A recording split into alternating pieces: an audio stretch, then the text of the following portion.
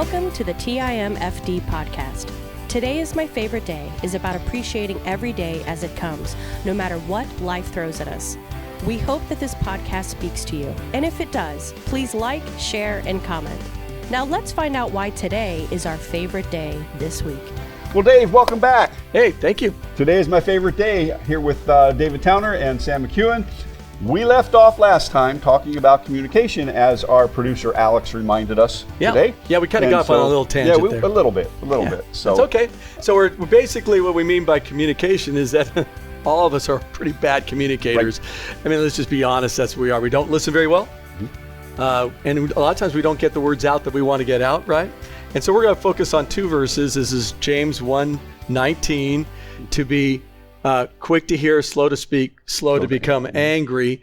And then there was another one, Proverbs 18:13 says, if one gives an answer before he hears, it is folly and shame.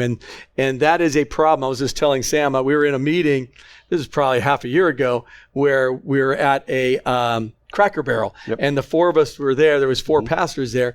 And all of us were cutting each other off, not in meanness or anything. It's just like, I got this to say. Right. And if we did that with our wives, it would be horrible. Yeah. Yeah. And we don't want to do that with each other also. So today what we're going to do is we're going to talk about communicating in what you call active listening. Active listening. You know, and everybody thinks they listen. We talk to one another. No. Well, go ahead. Yeah, not too many people admit that they don't listen. But we talked last week at the end of it that usually in a conversation, 17 seconds in, you're ready to answer, whether you know what the question is or not. But 17 seconds, you have lost interest in the conversation, and now you're thinking about what your answer is, or you're drifting off into Never Never Land and don't even hear the rest of the conversation. So I don't remember what you just said. Yes, no, exactly. But there's some things we can do when you're talking. Like Dave and I both like to talk. We just do. We have that type of personality. But when you're talking to somebody like that, you're somebody like me or talking to Dave, and we pause, that's when you need to be ready to clarify what was just said. Yeah, an old counselor of mine said, it's called paraphrasing. Yes. Tanya and I, when we were first married, our first 6 years were rough. 6 months were rough. We weren't communicating very well. I thought I was a great communicator, but I was horrible. She thought she was a good communicator, and she wasn't. You would call her more the isolator or kind of shut down, and I'd be the one trying to fix everything. Right. So that never works. The counselor said, if we just paraphrase, if we, like you said, paraphrase back to you, you were saying that we only listen actively for about 17 seconds, which is amazing to me.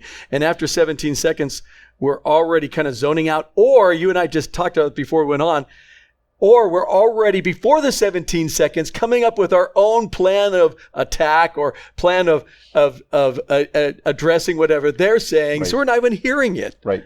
And so many folks think that people who can speak from the stage, that they can reach out and they touch people with their words and everything else, are great communicators. Well, they might be great speakers, but they're not connecting. Yeah. They can connect with an audience for 20 minutes, 30 minutes, depending on, but much after that, the connection's lost. And then they don't really connect with the people because the people go away. That's one thing about seminars and rah-rah meetings and stuff like that. I'm not big on them. I prefer the workshop style. But that's why the excitement only lasts for a couple days. Sure. Well, and what we're saying here is that you can speak in front of people, and that's relatively easy for those who have a bigger personality. It's the real challenge of communication is the one-on-one, right? Yeah. It's the sitting down and talking. You do a lot of coaching people. For me, I have to always go back to the people come in my office, or listening to whomever it is in our church. Or in the community. I was with a bunch of pastors here today and listened to some guys that were going through some difficult stuff at a big prayer meeting we had. But my biggest challenge has always been, how do I listen to my wife well enough to not try to come up with an answer and fix, but to hear where so she feels validated. That's a big word that she brings up. And if she's bringing it up as a businesswoman, that means every person that I'm communicating with, every business person, man or woman, everyone wants to be validated And so in the business world, what's your big suggestion in this? In let's say if you're a leader and you have some other leaders that are underneath you, how would you coach them to communicate better? Well, the first thing I would look at myself, and when I was in leadership positions, I know that I cut people off too quickly. Too quickly. And the word paraphrase is something that comes to mind whenever you're in a meeting. Now, there's times when obviously you can't. If it's a safety security issue or something like that, then that's pretty cut and dry. But in most situations, if you're dealing with a person who maybe they're a little bit insubordinate, or maybe they haven't totally bought into the vision that you tried to cast. So now you have to say, well, Bill, what part of this part of the vision statement do you not understand or do you not get? And they have to be able to answer that knowing that their disagreement or their misunderstanding is safe to say. Mm-hmm. And that's just creating a culture of awareness. Well, it's safety. Safety. Yeah. When we were putting together our another building on our property, I brought 3 teams together. Mm-hmm. The 3 teams were a financial board, a vision team, and a land and building team. Mm-hmm. And each of them had responsibilities, but when they came together, everybody had to be on the same page of whatever we're doing. Right. So let's say the land and building team came up with their solution to what kind of building we're going to use and why, and they'd come and explain that. And I had to remind them that someone from the financial board or someone from the vision team may go, what about this? And you can't be insulted by it. You have to help them because you've done all the research. Your job is to help them of why you guys have come up with this decision. And each team did that. When they listened to each other, paraphrase back, we had 100% agreement. And that's hard to get when you get teams like that, but you have to have it in a nonprofit situation. And with these different teams, you need 100% of the people jumping in on what you're doing, at least your leadership there. And if someone says, if they're not getting it, does everybody understand, or does everybody agree to this? And someone says no, they're good. They're in a safe place. Can you explain why? Yeah, I didn't really understand this. Got it. Let's explain that back again. But the tendency is, especially when you have a bunch of type A's, and there was a bunch of type A's in these meetings, that it would be more of, I'm insulted, I'm going to cut you off, and I'm not even going to listen to you. Well, luckily, this group, we had one moment when that happened, but we got ourselves together, slow to speak, quick to listen, and so we don't get angry. Right. And so I know in a church setting, which that was a business part of it, that's what we had to do. Mm-hmm. In your setting, because you've been in a lot of businesses, can you give an example maybe of a lack of communication? Oh, absolutely. We were getting ready to remodel a restaurant. Okay. One that I was overseeing. And so we had a facilities guy, and this gentleman was excellent at his job. Still is. He works for a bigger company now. And he comes in and he has his plans. Okay. We know what they say about plans, right? Yeah. But he was married to them. Oh. And so, and I was probably maybe about the 5th or 6th remodel that he actually done for the company. So this is quite a few years ago. And so he comes in, we have my management team, and we have a couple of area managers, and then we have facilities. And we're sitting there, and facilities is saying, we're going to do this, this, this, and this. The area managers say, wait, how much is this going to cost? Yeah, that'd be my financial board, basically. Right, okay. And then we're saying, wait a minute, that's not going to flow in the restaurant. Which would be my vision team. Right. And so it's the same thing. Yeah. And I'm sitting here as the general manager, and I can't, the guy who was the facilities guy, he was also the owner's son. So, it was pretty much going to go the way he wanted. However, he was a good listener. He heard what my concerns were, and he went back through his plans, which I was shocked. I was told he doesn't do that. That's a good leader. And then the area managers were like, okay, well, if you think you can make this work with your profit and loss statement, it's your bonus. And so we did come together. We made some changes. At one point in time, this particular restaurant organization didn't use dishwashers. And dishwashers save so much time. I mean, I'm talking machines. Machines, right? Okay. Okay. And I knew what type would work and everything else. And the facilities guy was like, well, that'll fit right here. And I said, I know where you can get a used one, and it'll be just fine. It'll be good for 20 years. And the regional managers who had never worked with one were like, that's not going to work. It's not going to work in our operation just because of this, and this. I'm trying not to give away the operation too much. That's okay. But I said, no, trust me. Once again, it came back to, well, it's your hide, it's your bonus, it's, and sure enough, worked just fine. That way we could take resources instead of having one of the servers or one of the cooks back there doing dishes. Everybody could do dishes. You throw stuff in a cart, you run it through, boom, done. Mm-hmm. And there were times we brought in a dedicated dishwasher, but it just made life so much easier for everybody rather than washing everything by hand. Right. So you guys got together, came with a solution. People listened. Mm-hmm. And that's, I think, the key. When it comes to like today is my favorite day, the only way I know that because you need people, right? Mm-hmm. We need God, we need people. Right. And if we can ruin the relationships and lose people in our life if we're not listening well. Right. I know with my wife, there's been times where she's brought up something that I started kind of getting, I could feel that, the angry kind of feeling going on. Yep. And it's because I'm feeling like I'm already thinking in my head, I'm early on the 17 seconds in my head, thinking of, is she challenging? Is this, is she saying I'm not doing it right? Is she, that kind of thing. Mm-hmm. Instead of just listening to the whole deal, which is always the smartest way to go, listen to it all, paraphrase back. And usually I've ran with something that was never an intention in her mind. Right. And I've had to do that with her and others too, as far as paraphrasing back. So for us, I think that when we're talking about relationships, if we're going to stay healthy and not get angry, right, then you're saying, and you brought up, was have that active listening. Mm-hmm. Of the back and forth, waiting for somebody to let them speak through. I think we could do that when it comes to people that are of different faith than us. As a matter of fact, I think that's really helpful. If someone is coming from a different background, maybe no faith at all, and maybe even more of an attack mode in your mm-hmm. faith, Christians have a tendency to run from that rather than listen, and then paraphrase what you heard, and then they could get into a deeper conversation. Or politics, which right. people love to argue over, but problem is when most people aren't listening. Right. Why? Can you tell me why you vote a particular way? That's right. I don't want to talk about politics. I got that, but you talk about it a lot. So right. could you tell me that? Yep. And I'll listen, and I'm not going to judge anything. I'm just going to paraphrase back. That's the challenge. Yes. 17 seconds, you're already thinking about how you can debate them.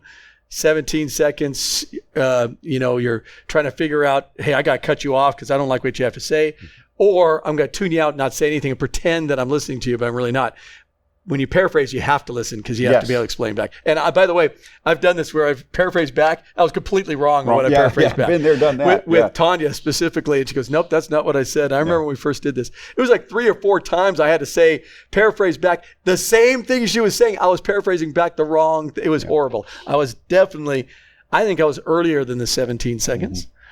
And I also believe that after maybe 10 seconds, I was tuning out. Mm-hmm. And I thought I was a good communicator. Yeah. Yeah, we all think that. It's really hilarious when we sit down and look at our different methods of communication and how we're trying to connect with people. And words matter. Yes. How you use words matter. And the old saying, what is it? Sticks and stones may break my bones, but words will never hurt me. Oh my goodness, that is so wrong. Not true. We were raised saying that all the time, right? I'd rather you beat me with a stick than your words. Well, and I get the idea is that you're not hurting me you're not hurting me outwardly, but inwardly. Yes. Yes. And the scriptures in Proverbs 18, I believe, that says that the tongue has the power of life and mm-hmm. death, mm-hmm. meaning that what we say can damage somebody. And part of what we say are nonverbals, right. The nonverbal statement. So if someone comes to me and starts talking to me, and I could listen with my eyes, right at the camera, I'm listening, trying to hear what they have to say, or I could be going like this. Yeah. That kind of thing. Well, if I'm doing that, I'm not listening. You're not listening. Yeah. I've shut down, and they know I've shut down, and now we're in a battle. Yes. And that I forgot Tanya. I think Tanya told me this because when we were first married. It was like more than 60% of what we communicate is through our nonverbals. Yes. That is a pretty close to accurate number. When you stop and think about it, when you're talking to somebody and they sit back and they look like they're listening and they look good, but they're probably not. When they're leaned in and they are laser focused on you, they're probably hearing every word you say. Well, and I think the paraphrasing is a big thing that maybe, and I could try that with a couple of guys. This is a good reminder because it could help me with a couple of men I work with to be able to go, hey, I'm going to paraphrase back what you have to say. If you could do that with me, that would be good, because we both have good things to say, but we may not be. The meeting goes longer than it needs to be because we're not really hearing it. We keep on doing this, and we're chasing each other's thoughts rather than stop. I listen. I hear. Got it. Let me respond back to that after I've heard and paraphrase back to you. Yeah, and I think the more we get into practice of doing that, then the easier it becomes. And when you have, because we all have people we deal with every day on a daily basis. Absolutely. And when we're communicating with them, we're talking to them, and we begin to do that, then they realize, oh, he really wants to understand. She really wants to understand. And so the conversation slows down a little bit, but it's direct. And eventually you get to a point where the paraphrasing back is correct. We have a tendency to paraphrase back in words that mean something different to us than what they mean to the person who spoke them. And so we need to get on the same page. And that's hard sometimes. It's really hard. And it is a practiced skill. It's not something that's natural. No. Not at all. Yeah. And for guys, it's like, okay, especially, type A. And I think that with us is that between the two of us, because we're a little older, we think guys, but the generations that's now coming into the teens and into the 20s, men and women are doing the same thing. Communication's horrible right now. Right. At least we had at one point women that were pretty good communicating people, but now because of the aggressiveness of both men and women, which is not a bad, I don't think it's a bad thing. I think we just need to communicate both ways. And I think that if we could paraphrase, my responsibility is I got to paraphrase with my grandsons, with my daughters, with my wife, with the people of the church. If I do that, they'll start learning that tool too, and actually use that. And I think that's powerful there. Sometimes the first time you do it, they think that, is he not listening? And so when you begin to do it with somebody you haven't really had that communication style with, and you paraphrase back to them, the best thing you can say before you start is, so let me understand what you're saying. This is what I heard. If you just start paraphrasing back, then there's until they get to know that you're trying to communicate like that, it could be a little offensive, but it's like I said, it's a learned skill. And we take those techniques and we put them into practice, and we grow our teams, we grow our family. You grow closer together with your spouse, with the rest of your family. And I think that is very, very important. Communication, so how many phone calls you get today? Oh, I don't know. As opposed to how many texts? I had a lot of calls today, but texts are probably at least 2 or 3 times more texts than I get phone calls. And I'd prefer to have, depends, but I prefer the phone calls, honestly. I could talk to somebody and listen to them. Now, texts are good for the short term, but I think I know where you're going with it. So explain that to me right now before I go any further. There's no emotion in a text. Okay, somebody texts back, you got this in all caps. Are you angry with me? No, I have fat fingers. Or something like that, or you hit the wrong emoji, or things like that. So it is one-way communication where there's no emotion, there's no physical action, or but people verbal. read it. But people read into those texts. I know. And they get angry. I know. They get angry at them, and you could do so much better with a phone call. And I think you're right for the short things. It's boom, this is what's, when I get the tracking number for stuff that we have coming into the church, I'll text you and say, this is when it's due. Got it. Okay. No big deal. Doesn't require a telephone conversation. Now, if I have 4 or 5 things I need to visit with you about, that's a different story. Come in my office, whatever, or come to the office.